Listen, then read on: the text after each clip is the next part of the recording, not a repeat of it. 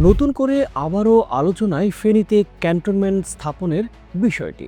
প্রধানমন্ত্রী তারেক রহমানের ক্ষমতায় আসার প্রথম মাসেই কয়েকটি রাজনৈতিক দলসহ দেশের সচেতন মানুষ নতুন করে দাবি জানিয়েছেন অগ্রাধিকার ভিত্তিতে ফেনীতে একটি সেনা ব্রিগেড স্থাপন করার।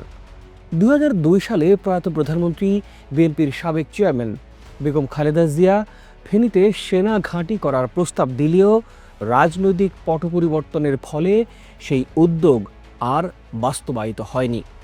তবে ৫ আগস্ট গণঅভ্যুত্থানের পর ডক্টর ইউনূস সরকার দায়িত্ব নেয়ার পরপরই অন্তর্বর্তী সরকারের উদ্যোগে দেশের সামরিক সক্ষমতা এবং নিরাপত্তা বাড়ানোর নানা উদ্যোগের মধ্যে নাম আসে ফেনীতে সেনা ঘাঁটি নির্মাণের খবর।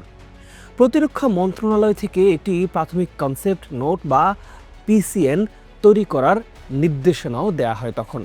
এরপর ফেনী করিডোরে সেনা ঘাঁটি স্থাপনের বিষয়ে প্রাথমিক কনসেপ্ট নোট তৈরি করা হয়। প্রিয় দর্শক, আসসালামু আলাইকুম, আমি শাহাদাত হোসেন আছি আপনাদের সাথে।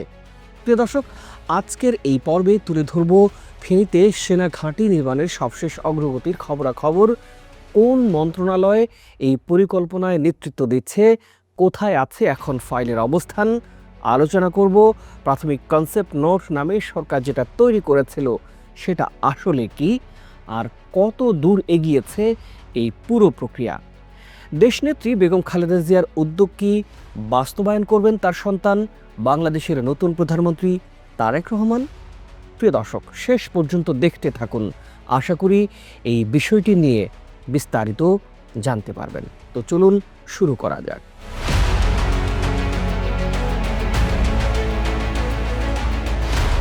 ফেনী জেলা বাংলাদেশের ভৌগোলিক ও কৌশলগত দিক থেকে খুবই গুরুত্বপূর্ণ একটি অঞ্চল।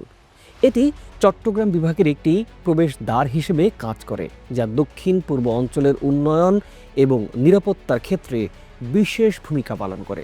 ফেনী করিডোর একদিকে চট্টগ্রাম বিভাগের প্রবেশপথ, অন্যদিকে ভারত ও মিয়ানমারের গোপন নজরদারির রুট। অথচ এত গুরুত্বপূর্ণ এই জায়গায় আজও কোনো স্থায়ী সেনা ঘাঁটির অস্তিত্ব নেই। ভারতের চিকেন নেকের মতোই বাংলাদেশের এক ভয়াবহ দুর্বল পয়েন্টের নাম হলো এই ফেনী করিডোর। মাত্র ২৫ কিলোমিটার প্রস্থের এই সরু করিডোরে যদি একটি সামরিক আগ্রাসন হয় কখনো, তবে চট্টগ্রাম বিচ্ছিন্ন হয়ে যাবে বাংলাদেশের মূল ভূখণ্ড থেকে। প্রিয় দর্শক, কিছুদিন পরপরই ভারত থেকে আগ্রাসনের হুমকিও কিন্তু আমরা দেখতে পাই। অর্থাৎ দেশের অর্থনীতি, শিল্প এবং আমদানি রপ্তানির ৯০% কার্যত অচল হয়ে পড়বে যদি কোনো বা কখনো সংকট তৈরি হয়। এই অঞ্চলের নিরাপত্তা নিয়ে কি সরকার, রাজনীতি বা প্রশাসনের কোনো মাথা ব্যথা আছে? বাংলাদেশের দক্ষিণ পূর্ব সীমান্তে নিরাপত্তা বলয় শক্তিশালী করতে এখন সময়ের দাবি। ফেনীতে একটি পূর্ণাঙ্গ সেনা ঘাঁটি নির্মাণ করা অত্যন্ত প্রয়োজন। এখানে ক্যান্টনমেন্ট স্থাপিত হলে এই পুরো অঞ্চলের নিরাপত্তা নিশ্চিত করার পাশাপাশি জরুরি সময়ে দ্রুত সেনা মোতায়েন করা সম্ভব হবে। একই সাথে এটি সীমান্তবর্তী এলাকায় নিরাপত্তা জোরদার করতে সহায়তা করবে, যা দেশের সার্বভৌমত্ব রক্ষায় অত্যন্ত গুরুত্বপূর্ণ। ভারত ঠিকই বুঝেছে তাদের শিলিগুড়ি করিডোরের গুরুত্ব। তারা ওই ৪০ কিলোমিটারের করিডোরে ৩টি বিমান ঘাঁটি, একাধিক সেনা ঘাঁটি এবং গোয়েন্দা চৌকি বসিয়েছে। অথচ বাংলাদেশের ফেনী করিডোরে আজ পর্যন্ত একটি সেনা ক্যাম্প পর্যন্ত স্থাপন করা হয়নি, যেখানে এই ২৫ কিলোমিটার করিডোরের একদিকে ভারত আর একদিকে বঙ্গোপসাগর সরাসরি ঘিরে ধরার সুযোগ আছে ভারতের। ভারত যদি কখনো এই করিডোরের নিয়ন্ত্রণ নিতে পারে, তবে চট্টগ্রাম হয়ে যাবে বিচ্ছিন্ন এবং বাংলাদেশ হয়ে যাবে কার্যত একেবারে পঙ্গু।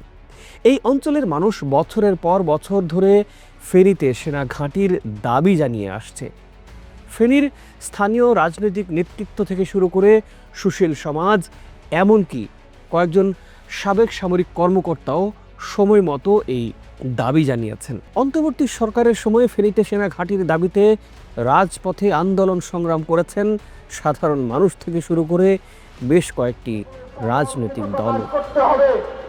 আমি ভারতকে আরেকটি কথা বলতে চাই, আপনারা নতুন সরকার ক্ষমতায় আসার পরপরই প্রধানমন্ত্রী তারেক রহমানের সাথে দেখা করে এখানে সেনা ব্রিগেড স্থাপন করা সহ বেশ কয়েকটি দাবি জানিয়েছে এবি পার্টি। স্বাধীনতার পর থেকে বিগত কোনো সরকারই দৃশ্যমান কোনো পদক্ষেপ নেয়নি। বিভিন্ন সময় নির্বাচনী ইশতেহার কিংবা প্রতিশ্রুতিতে ফেনী ঘাটির নাম এসেছে ঠিকই, কিন্তু সেটি ফাইলের ধুলায় চাপা পড়ে গেছে। সেনাবাহিনী বা প্রতিরক্ষা মন্ত্রণালয় থেকেও আনুষ্ঠানিকভাবে কখনো বড়সড় ঘোষণা আসেনি। 2024 সালের আগস্টে শেখ হাসিনার পতনের পর আলোচনায় আসে ফেনীতে সেনাঘাঁটি নির্মাণের খবরটি। প্রতিরক্ষা মন্ত্রণালয় থেকে একটি প্রাথমিক কনসেপ্ট নোট বা পিসিএন তৈরি করার নির্দেশনার পর প্রাথমিক কনসেপ্ট নোট তৈরি করার খবর আসে। সেনাবাহিনীর ইঞ্জিনিয়ারিং কোর বা 69 ইঞ্জিনিয়ারিং ব্রিগেড এখানে কাজ করতে পারে বলে জানা যায়, যদিও এই নোট এখনও প্রকাশ্যে আসেনি। তবে সংশ্লিষ্ট বেশ কয়েকটি সূত্র বলছে এটি সেনা সদর দপ্তরে পাঠানো হয়েছে পর্যালোচনার জন্য। প্রিয় দর্শক, ছোট্ট করে একটু আপনাদের ধারণা দেই এই পিসিএন আসলে কি।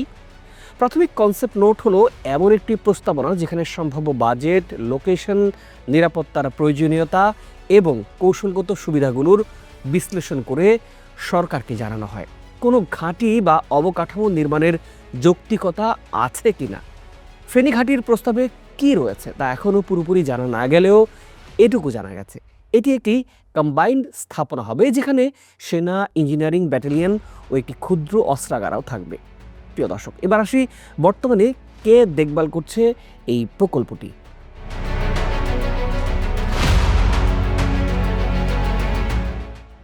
বর্তমানে এই বিষয়টি নিয়ে কাজ করছে প্রতিরক্ষা মন্ত্রণালয়ের একটি বিশেষ শাখা, যার সঙ্গে কাজ করছে পরিকল্পনা কমিশনের অবকাঠামো বিভাগ।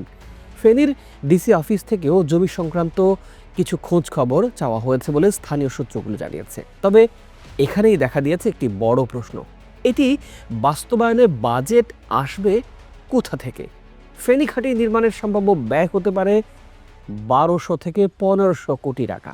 সেনাবাহিনীর পক্ষ থেকে যদি প্রস্তাব যায় তবে অর্থ মন্ত্রণালয়ের কাছে যেতে হবে প্রাক অর্থনৈতিক কমিটিতে, কিন্তু বর্তমান সরকারের আন্তরিকতার উপরই নির্ভর করবে এই প্রজেক্ট। আর কিছুদিন পরেই বাজেট আসছে, হয়তো এখানেই নির্ধারণ হতে পারে এই প্রকল্পটির ভাগ্য। সেনাবাহিনীর কৌশলগত পরিকল্পনায় দেশের পূর্বাঞ্চলীয় সুরক্ষায় ফেনী ঘাঁটির গুরুত্ব অপরিসীম। আঞ্চলিক সহিংসতা, সীমান্ত উত্তেজনা বা প্রয়োজনে আন্তর্জাতিক সহায়তা পাঠানোর লজিস্টিক হাব হিসেবে ব্যবহার করা যাবে এই ঘাঁটি। বিশেষজ্ঞরা বলছেন এটি হলে দেশের ট্রানজিট শিল্ড আরও শক্তিশালী হবে। স্থানীয়রা প্রশ্ন তুলেছেন, যেখানে দেশের অন্য অঞ্চলে দ্রুত সময়ের মধ্যে সেনানিবাস গড়ে তোলা হয়, সেখানে সীমান্ত সংলগ্ন ঝুঁকিপূর্ণ এই এলাকায় দেরি কেন হচ্ছে? এত বড় একটি স্ট্র্যাটেজিক করিডোরে কোনো স্থায়ী সেনা উপস্থিতি নেই, এটি কি শুধু অবহেলা নাকি ভিন্ন কোনো কূটনৈতিক হিসাব? সরকারি মহলে চলমান আলোচনা, প্রাথমিক নোটের প্রস্তুতি আর সম্ভাব্য বাজেট বরাদ্দের তথ্যগুলো এখন নজর রাখার মতো। আগামীতে এই ঘাঁটি নির্মাণ শুরু হলে তা শুধু ফেনীবাসীর জন্যই গর্বই হবে না, গোটা দেশের একটি গুরুত্বপূর্ণ অর্জন হিসেবেই ইতিহাসে লেখা থাকবে। প্রিয় দর্শক, এই বিষয়টি নিয়ে আরও জনসচেতনতা প্রয়োজন। মানুষের দাবি আরও জোরালো হতে হবে। আপনার যদি মনে হয় এই প্রতিবেদনটি কিছুটা হলেও ভূমিকা রাখতে পারে, তবে অবশ্যই এই প্রতিবেদনটি লাইক এবং শেয়ার করে দেবেন। আর অবশ্যই এই বিষয়টি নিয়ে আপনার মূল্যবান মতামত জানাতে ভুলবেন না। আজ এ পর্যন্তই। ভালো থাকুন, সুস্থ থাকুন। দেখা হবে পরের বিশ্লেষণে অন্য কোনো বিষয় নিয়ে।